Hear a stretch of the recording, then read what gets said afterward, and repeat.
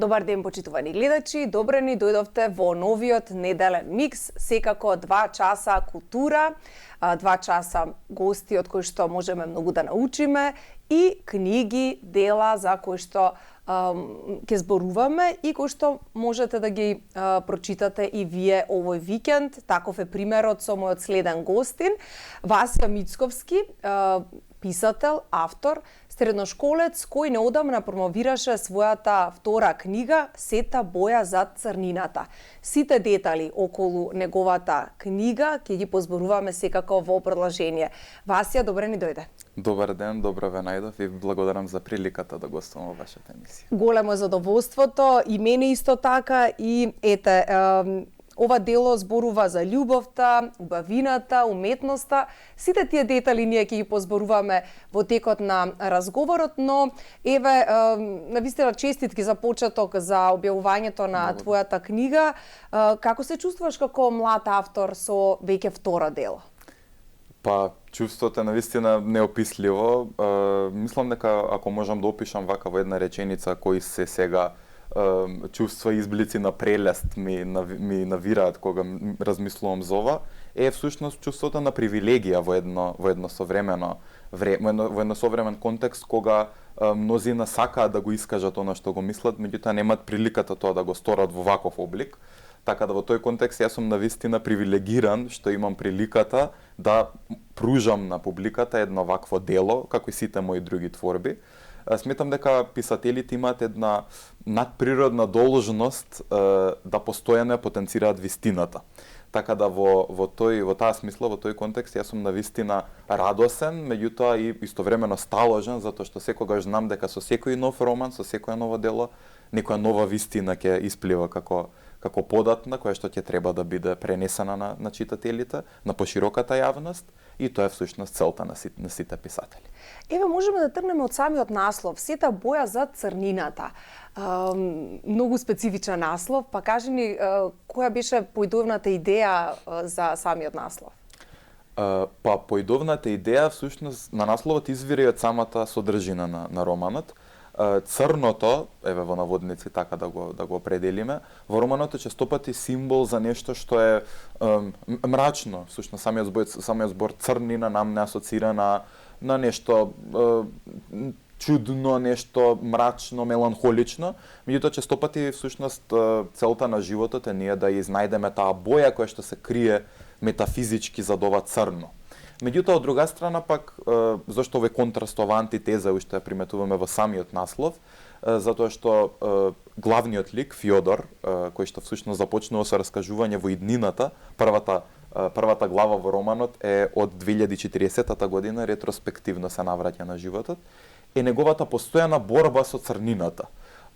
Сите општествени околности, тоа што е забрануван, цензуриран, тоа што има забранета љубов која што никогаш не може да ја достигне, меѓутоа го турка нанапред и му дава сила и елан, всушност ја представува диалектичката борба на човекот. Борбата помеѓу доброто и злото која што ја среќаваме во секојдневието, а борбата помеѓу вистината и лагите. Така да мислам дека црнината и бојата за црнината, таа константна дихотомија која што ја приметуваме во самиот роман, е всушност и целина и фундамент на самата содржина на романот, на дејството. Не случајно и главниот лик се нарекува Фјодор, па следство на тоа зошто историскиот контекст е важен за овој роман?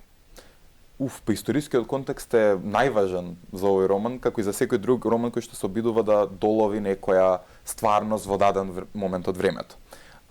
Историскиот контекст во овој роман е претежно 20-тиот век, еве така да речеме, мислам кој период се опфаќа, иако тоа продолжува и до 2040 година. Во 20-тиот век постои тенденција во голем дел од европските земји, во конкретно во Франција и во Русија, кои што се и двете земји каде што се одвива дејството, да уметноста биде третирана како луксус во доба на војни.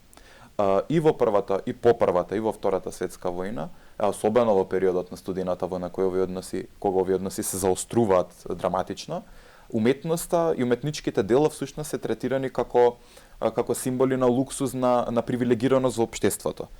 И сите оние колекционери на уметнички дела, какви што е семејството Вјаземски во делото, мајката на Фјодор и Фјодор, во нивната куќа каде што ги изложуваат своите дела и кога ќе дојдат протестантите, кога ќе ја скршат куќата, всушност гледаат во сиот тој хаос, ги гледаат сите уметнички дела на Фјодор.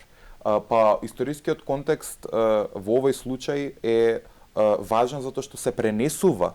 Јас како што реков на почетокот, делото започнува во 2040 година. Тоа значи дека таа тенденција на борба, на неприкосновена, бескрупулозна спротивставеност кон уметноста, нетолеранцијата која што имаме ние како човештво, која што се повеќе расте, не само со војната, туку и со сите модерни збиднувања, всушност води до така наречената боја која што сега треба Фјодор да ја најде, затоа што иако во сите тие историски испреплетувања и премережија ние наоѓаме меланхолија, наша цел, наша задача, наша телеолошка човечка природа е да најдеме убавина за сето тоа, да најдеме смисла. И апсолутно си во право, тоа и во твојот роман го имаш вметнато дека колку и да се црни времињата, колку и да се тешки времињата, сепак уметноста онаа која што ни овозможува и духовно да се облагородиме, но исто така и да го обојме нашиот свет, колку и тој и да е темен. Тоа и во сета боја за црнината може читателите да го воочат. А интересно е дека романот почнува во иднината. Зошто е всушност тоа така? Дејството почнува во иднината и потоа нели секако ретроспективно главниот лик се навраќа на своето детство, на своето минато, затоа што тоа е еден апел, еден подсвесен апел кој што јас го испраќам до читателите, дека гледајки го ова што се случува, имајќи предвид се што всушност ние гледаме како перцепција за она што вистински представува уметност во едно совремие, гледаме дека тоа е една тенденција која што продолжува, која што оди кон иднината. И доколку ние не се стрепиме малку, доколку не се освестиме како човештво, дека мораме да преземеме нешто кога станува збор за ценење на човековиот труд, како што е тој на Фјодор Вјаземски во ова дело, на ценење на тоа што на вистина значи уметност, ова тенденција ќе не копка, ќе не мачи во иднината. Така да романот започнува во иднината и се враќа кон неа. Тоа е таа сижејна линија која што е испреплетена во делото и главниот токму затоа интересен. Да, затоа е дејството и дури честопати во мемоарите, затоа што е мемоарски роман, одредени датуми образложува во делото, честопати има навраќање кон сегашноста, кон подобната точка на раскажување, затоа што Фјодор по првата глава, а во постојаниот тек на раскажување, на нарација, е болен од тешка болест, од дизартрија во болницата во Париз, и сега тој се навраќа, се запрашува како воопшто стигнал таму, се до крајот на романот, кога ве да не им откривам на читателите, ќе видиме како ќе се испреплети тоа. Така е. Љубов, убавина, уметност, за тоа пишуваш во твојот роман, токму во контекст на забрана или ограничување. Зошто всушност е тоа така? Па затоа што и убавината, и љубовта, и естетиката, еве во една целина како филозофска дисциплина, филозофски принцип, е најзабележлива токму кога е забранета. Човекот како природно суштество има потреба да се препушта предимно на овие карактеристики, да ја брка љубовта, да лундза по убавината, иако всушност тоа се апстрактни концепти кои ние тешко можеме да ги разбереме. Меѓутоа во ова дело тоа лундзање, тоа талкање по убавото, по љубовното, во олицетворение на Олга, неговата вечна љубов на Фјодор, е всушност борбата на човекот во неговиот живот. Зошто е, како што вие напоменавте, зошто е важен контекстот на забрана? Затоа што цензурата се покажала како најефектниот механизам и да се уништи, меѓутоа и да се разгори уметноста во историјата на човештвото. Започнувајќи од пример, прво што ми паѓа на памет е декретот на Јустинијан I, наш случајно император кој што е роден во близина на Скопје, кој што со својот декрет, со еден документ, една прокламација, ги забранува двете антички школи на Аристотел и на Платон. Затоа што ширеле тоа антихристијанство, тој антихристијански дух, затоа што христијанството во 6 и 5 век, нели се разбира, од новата ера станува една од главните религии воопшто во во западни и во цел европски континент.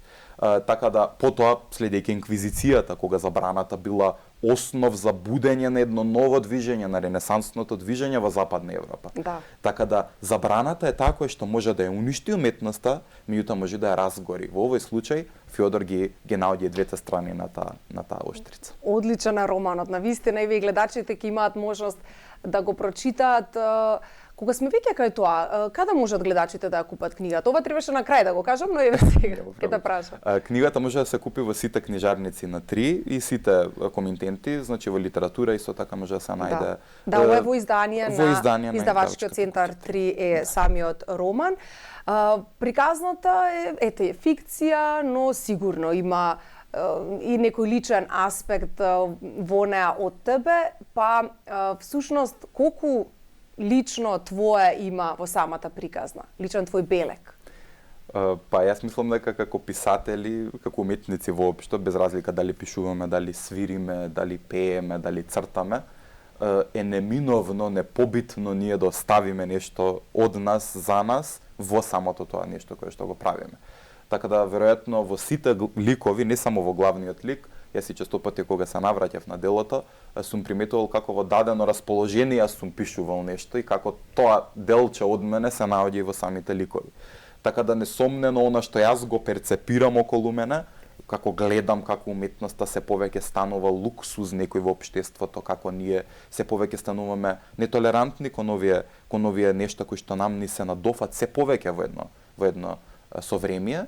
Јас сфатив дека се што писателите прават е само оставаат делче и делче од своето срце во ликовите. И мислам дека олицетворението на Фјодор, барем оние кои ме познаваат како човек, ќе видат дека токму тоа содржи и се разбира мои видувања, меѓутоа и многи мои лични карактеристики кои се непобитни. Спомна дека уметноста денеска е луксус. Во која смисла тоа го мислиш? Затоа што еве денеска и со социјалните мрежи можеме да видиме дека секој кој што сака може да објави негов цртеж, песна, мислење на мрежите. Па тоа ми беше и прашањето зошто денеска уметноста е луксус? Па токму поради тоа вистинската уметност е луксус, затоа што ние живееме во време во кое естетското прашање, едно прашање кое што ги мачало филозофите од текот на историјата на човештвото и на цивилизацијата, сега доаѓа до најголем израз. Прашањето што е убаво, а што не е. Прашањето која има моќта да определи што е уметност, а што не е. Ние сме соочени со време на плагијати, со време на искривоколчување на вистината во уметнички дела, со време на турбулентен развој на вештачката интелигенција, кој што во иднина може безпрекорно да ги замени уметниците. Меѓутоа, оваа книга всушност е директен антипод на тоа верување. Верувањето дека роботското, дека програмираното во наводници, затоа што протестантите, не заборавајте, во ова дело се буквално представени како роботи, како некои кои безцелно се спротивставуваат на уметникот. Затоа што ние, например, еве, јас можам тоа да го тврдам за мнозина од мои пријатели, мои соученици, ние во нас лежи еден инает да се противставуваме на уметноста. Јас можам да ги прашам гледачите кога последен пат сте биле на уметничка изложба, кога последен пат сте биле на поетско читање. Колку ние всушност се поистоветуваме со она што го прикажуваме како уметност во светот, во заедницата. И во еден ваков контекст, кој што вие напоменавте, кога можете на програма за вештачка интелигенција да креирате совршен постер за вашиот бизнис, прашањето е тоа која е улогата на уметникот во 21. век. Каде оди таа тенденција на уметноста и затоа и делото започнува во 2040 година. Да, но сепак ета и покрај целата вештачка интелигенција, програмирањето, она што човечката рака ќе го наслика, ќе го создаде, секако не може да се спореди.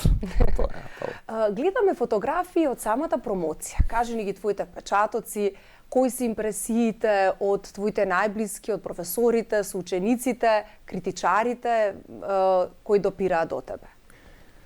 Импресиите уште се собираат, речи си месец и половина по промоцијата. Јас сум моментално, еве, како што ги гледам слики, всушност сватив дека периодот од изминатите 4 години всушност представуваше една подготовка за оваа промоција. Јас оваа промоција созреав, со овој роман на вистина можам да кажам дека со тешко срце на некој начин и го напуштам моето детство, моите 4 години во Орце Николов, и како што можете да ги видите и лицата на овој телевизор, јас всушност сватив дека најголемата среќа е кога луѓето со кои што ти твориш, луѓето кои што те почитуваат и кои што те сакаат како свое, се тука до тебе, и како што е Олга тука за Фјодор, како што е мајката тука за Фјодор, така се и овие луѓе сите тука за мене, беа за мене. И всушност можам да кажам нешто што е многу специфично за промоцијата, е што јас доживеав приликата, моите најблиски пријатели кои што се и музичари, да отсвират неколку композиции, а пред се најголема благодарност упатам и до моите родители кои беа таму постојан во секој момент од самиот почеток. Всушност главните виновници за писателот во мене се моите родители, несомнено, сестра ми и професорката Маријана која што гледате тука, мојот ментор од прва година средно, кој што најдобро веројатно знае како јас се чувствувам, и еве како што можете да видите, јас лавирам сега со зборови, не знам точно што треба да кажам, како да се чувствувам по ова. Одлично се, и голем поздрав до сите нив.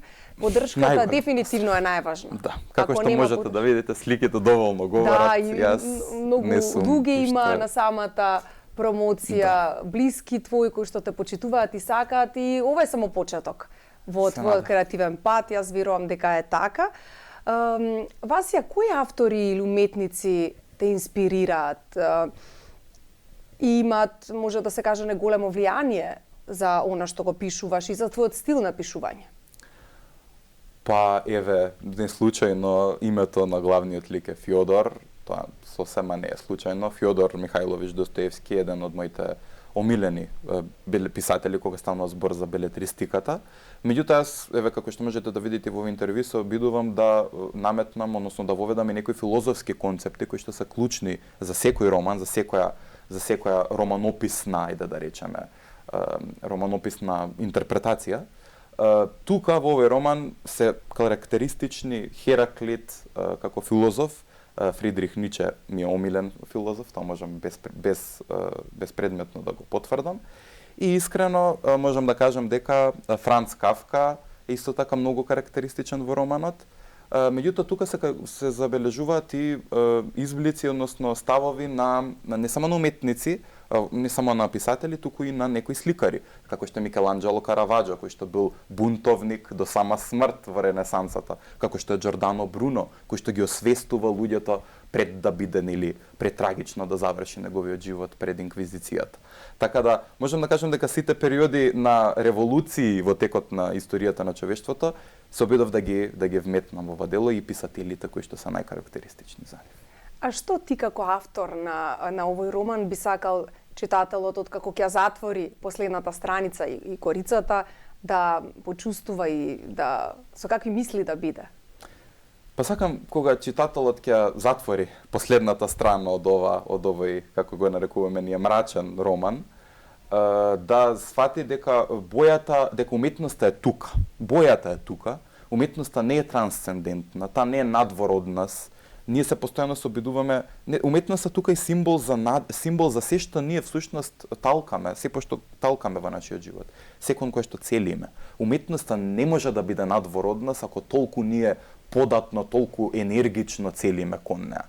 Уметноста е тука во секојдневието, во сегашноста, и ние доколку не се обидеме да останеме креативни во еден ваков контекст кога сите остануваат понизни кон она што е статус кво, кон она што е прифатено како општествено податливо или подобно, мислам дека тогаш ние ќе најдеме нашата среќа.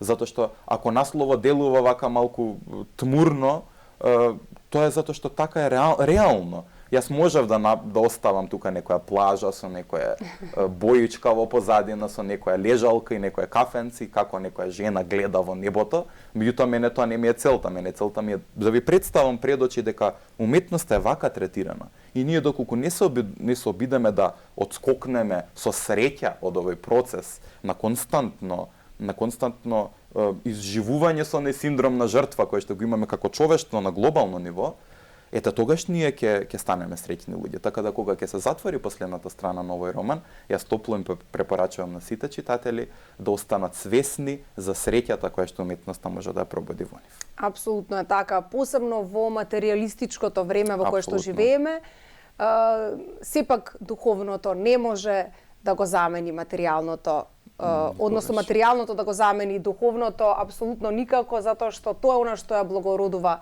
душата. Книгите, уметноста, читањето, изложбите ги спомнавме, представите, сето тоа ни ја грее душата.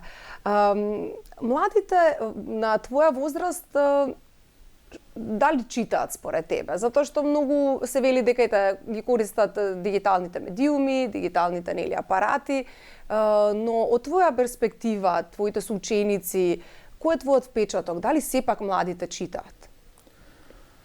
Па, ова прашање е мощно комплексно, меѓутоа одговорот е пак од друга страна многу едноставен. Младите, за жал, во еден 21 век се помалку читаат. Меѓутоа, тоа не се сведува само на читање вака како синтагма, кога го кажуваме, вие не читате, вие не сте активни. Јас тука гледам, односно, земам предвид многу околности кои што треба да бидат разгледувани. Тоа е соопштествените околности, тоа е времето во кое живееме, 21 век, оваа модерна епоха и доба на вештачка интелигенција, на најразновидни технологии, од нас го бара најтешкото. Јас мислам дека младите денеска живеат во најтешкиот период во историјата на човештвото, затоа што треба да се изборат со овие предизвици, какви што не биле во текот на историјата, доколку порано тоа биле сиромаштија, војна, чувство на непронајденост во заедницата, денеска сите тие се акумулирани во постојана битка со овој креативен ѓавол, како го нарекуваме, тоа е вештачката интелигенција. Младите денеска се помалку читаат затоа што не знаат да читаат. Ние кога читаме само редови, пасуси, букви сложуваме во некои синтаксички целини, меѓутоа ние немаме критичко размислување за да го потенцираме тоа што го читаме, за да направиме една сосредоточена анализа. Така да, јас дури не би апелирал толку да се чита само за да се прочита, туку да се чита со критичко размислување, со став за она што се интерпретира. Меѓутоа тоа е за жал не само кај младите, туку и кај сите нови генерации кои што ќе доаѓаат, а тоа е една тенденција која што ја потврдуваат и мнозина научници, а тоа е дека психолошката состојба на младите ќе зависи од тоа колку тие читаат. Тоа е можна карактеристично и на училиште, кога ние се служиме со кратки содржини, со цитати, со некои кратки анализи, форми на истражување, и сето тоа ние го ставаме во една целина и заклучуваме дека нам ни е досадно. Ета, тоа е проблемот во еден 21 век. Да. И тоа е поразително, меѓутоа ние преку директен приказ на оваа реалност можеме да се соочиме со неа. Ние се за жал живееме во свет во кој се маскираме, се искривоколчуваме, се ставаме во некои плаштови за тоа нам да ни звучи поутешно, поубаво. И ете таа утеха гледаме до каде ни има доведено. Така да ова не е воопшто песимистички или апатичен апел кој што јас го испраќам сега, туку токму напротив надежен, затоа што ние ги имаме сите инструменти и механизми на дофат, а сепак сме толку дистанцирани од совршеното. Да, одлична анализа направи и се надевам дека до секој од нас, без разлика на возраста, ќе допре. Васја, сета боја за црнината е она што е наактуелно сега, твојот нов роман, но морам да те прашам дали планираш нови книжевни проекти? Секако, некои ме познаваат, знаат дека секој ден сум со некоја нова идеја за книжевен проект во глава. Моментално јас ги завршувам последните корекции на мојот трет роман, кој што се надевам дека следниот период ќе излезе во помал тираж. Тоа е еден вистински роман кој што ќе го заокружи моето детство, затоа што опфаќа една таква тематика за распад на едно македонско село. Меѓутоа, не само тоа, јас сум и во последен период и заинтересиран за поезија, ги отварам моите хоризонти во креативниот живот, така да за тоа е дефинитивно виновна и професорката меѓу другото тука. Меѓутоа во секој случај пишувањето е нешто што не запира. Има една реченица и во овој роман, уметникот живее да го пронајде времето, меѓутоа тоа го нема, времето е секавица. Ние постојано пишуваме без разлика на времето. Ние седнуваме како писатели или како уметници, сликаме, цртаме, свириме, и тоа дури е на некој начин и болест. Не е болест, апсолутно, тоа дури е ослободување. Апсолутно. Нели дури Во најпозитивно смисло. дури психолозите, терапевтите препорачуваат мислите да се стават на хартија, така што не е болест, туку е, како да кажам, талент, привилегија. Љубов и љубов, да. Во самото дело јас еднаш напоменувам дека не постои нешто што сликарот може повеќе да го засака од своето дело. Така да има ли нешто такво што вие можете повеќе да му се предадете од оно што вие го правите како креативно дело? Така да ете тоа едно прашање на кое може да размислува. Апсолутно.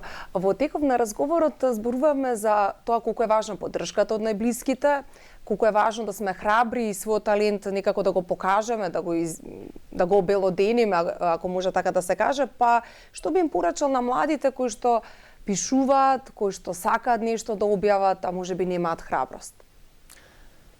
Па пораката е многу јасна и концизна. Мислам дека во еден свет во кој храброст е најценетото нешто, во кое што знаењето е единственото нешто кое што не можат да ви го одземат од ваша собственост, мислам дека би било илузорно и жално ние да се плашиме. Денеска ретко кој се плаши. Јас дури живеам под една максима дека луѓето прават што сакаат, меѓутоа околностите ги прават работите да изгледаат како ние да се плашиме. Младите не се плашат, напротив, младите се борбени луѓе, меѓутоа ние, еве конкретно бидејќи ме прашавте за писатели, за уметници, за творци, мислам дека целта на уметноста не е само, тоа се забележува експлицитно што во првите редови во романот, не е само да се наслика, да се напише, да се нацрта или да се отсвири.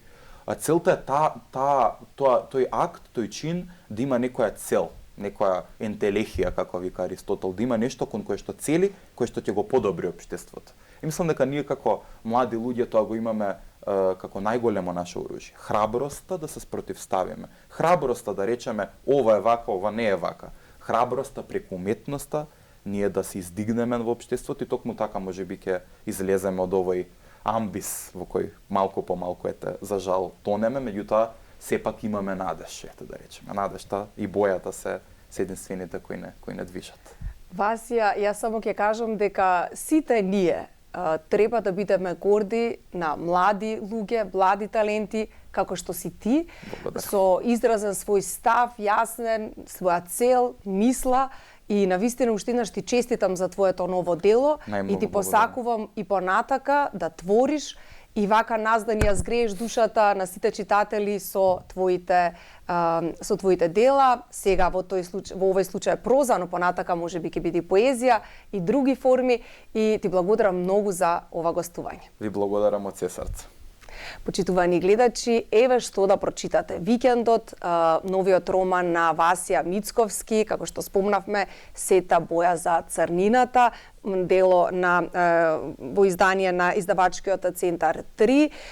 Така што, ете, секогаш во неделен микс ги промовираме новите таленти и наши автори, така беше и овој пат. Бидете заедно со нас, бидејќи неделниот микс за брзо ќе продолжи.